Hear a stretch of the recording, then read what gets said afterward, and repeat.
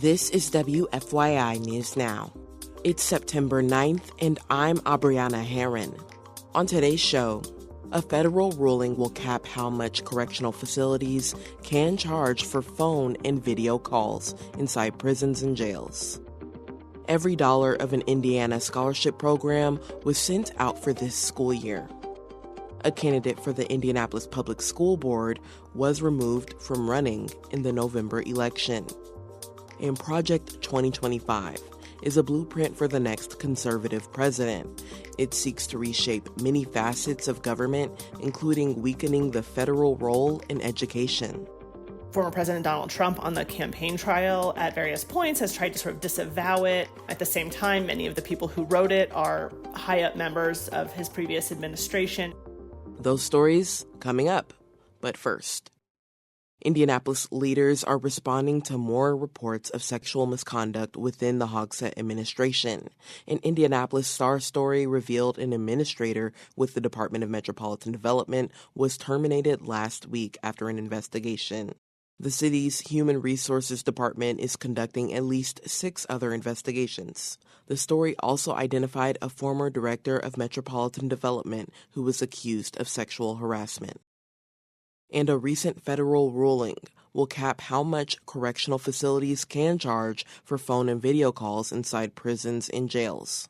City officials say this will dramatically cut revenue for the Marion County Sheriff's Office.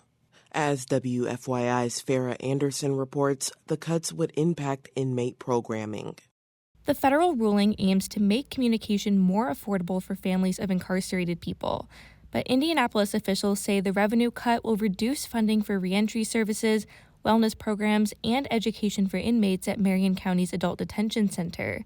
In total, it will cut $2 million, some of which goes to programs that respond to victims of crimes. Marion County Sheriff's Office Chief Financial Officer Callan Carr spoke at the Public Safety and Criminal Justice Committee meeting Wednesday.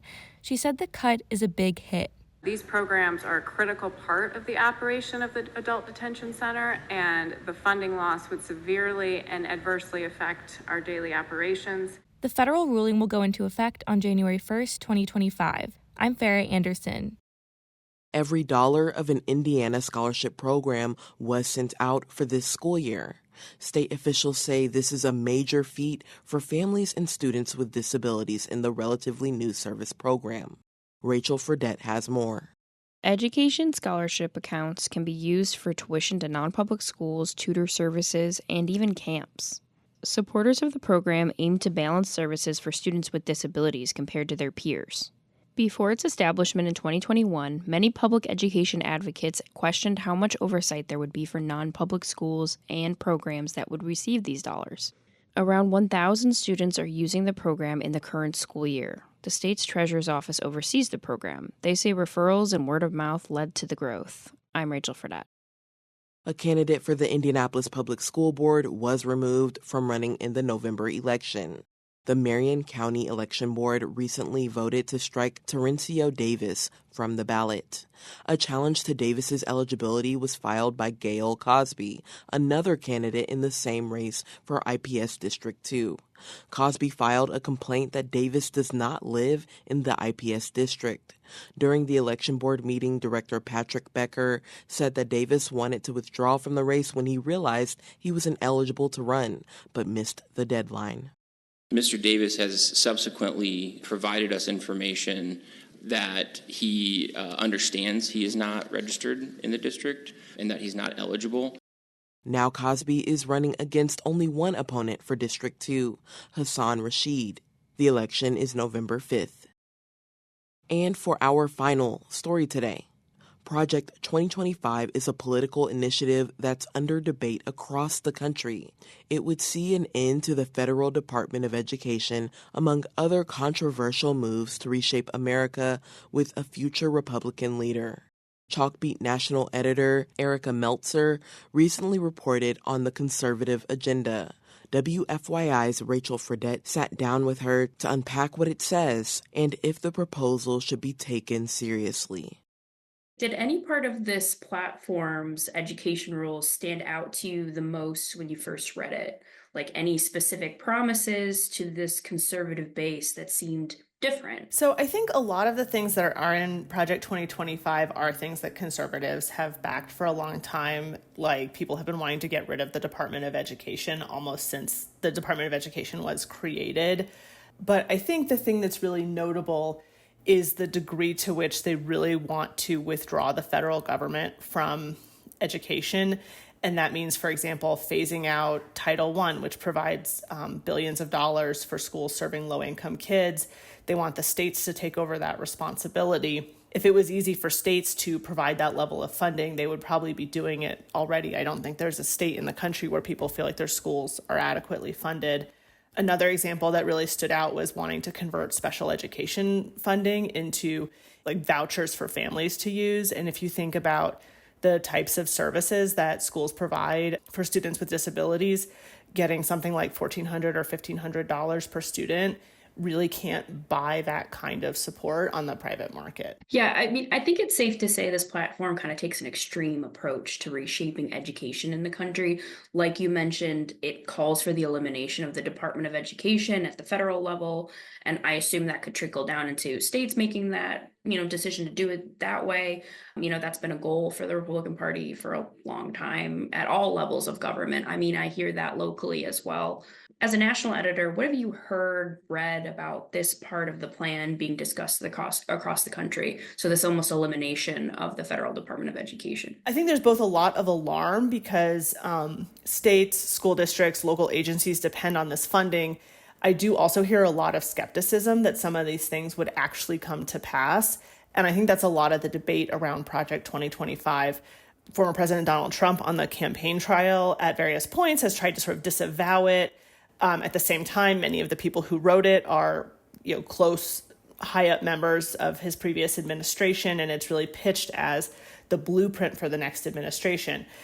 So I do think it's reasonable to take it seriously, but specifically around eliminating the Department of Education, I think there would be a lot of counter pressures as well. One core principle shaped by Project 2025, which you noted, is rejecting gender ideology, which is kind of the terms that's used in America's schools. In Indiana, our AG's office moved quickly to block the Biden administration's Title IX expansion, which prohibits sex discrimination in education. They joined several other conservative states. Has basically been blocked. I think it's more than half of states now. What does this platform say about Title IX protections for non-binary and transgender students? And, what would they have the next administration do? You kind of went into some of that, but I guess what are the takeaways in the school setting? Well, I think most relevant to LGBTQ students, they're saying that the definition of sex is biological sex at birth, and that considering gender identity as part of sex discrimination is not aligned with the law and not something that the government should do. And that is what both the Obama administration guidance and these new Title IX rules kind of hinge on, is that gender identity is protected under sex discrimination. The gender identity protections hinge to some degree on things like you can't discriminate against someone because they don't display stereotypical behaviors, dress, etc. of their sex. So if, someone who's female wears pants, someone who's male has long hair. And so if you roll that back, I don't know quite where the line is. Kind of departing to some of the biggest political news, Vice President Kamala Harris announced Minnesota Governor Tim Walz as her running mate. What are your takeaways from their campaign's plans for education, and how do these differ from these conservative policies that have been presented in Project 2025? Democratic education policy is in an interesting place right now. In the past, for example, under Obama, we saw a big embrace of a lot of education reform policies. You don't see a lot of enthusiasm for that anymore. But I think if you look at Walz's record in Minnesota, he signed into law a big funding increase for schools. He did a big free lunch expansion. And so I think you see a lot of policies that are aimed at giving more resources to schools, helping schools provide more wraparound services, and addressing some of the out-of-school social and economic issues that in turn make it harder for kids to learn. And I think that's where a lot of the energy is on the left right now. Yeah, the public is certainly paying attention to Walz. Thanks for taking the time to talk to me, Erica. Absolutely, my pleasure. That was WFYI's education reporter Rachel Fredette talking with Chalkbeat's national editor Erica Meltzer. You can read more from that interview at WFYI.org. And that's all for today's episode of WFYI News Now. Our podcast is produced by Drew Dodlin, with support from the news team at WFYI and public media journalists across the state. Our news director is Sarah Neal Estes. Kendall Antron produced our music, and I'm your host, Abriana Herron. If you like today's episode, remember to subscribe and share, and follow WFYI on Instagram, Facebook, and YouTube to check in on our newsroom throughout the day. Thanks for listening. We'll be back tomorrow.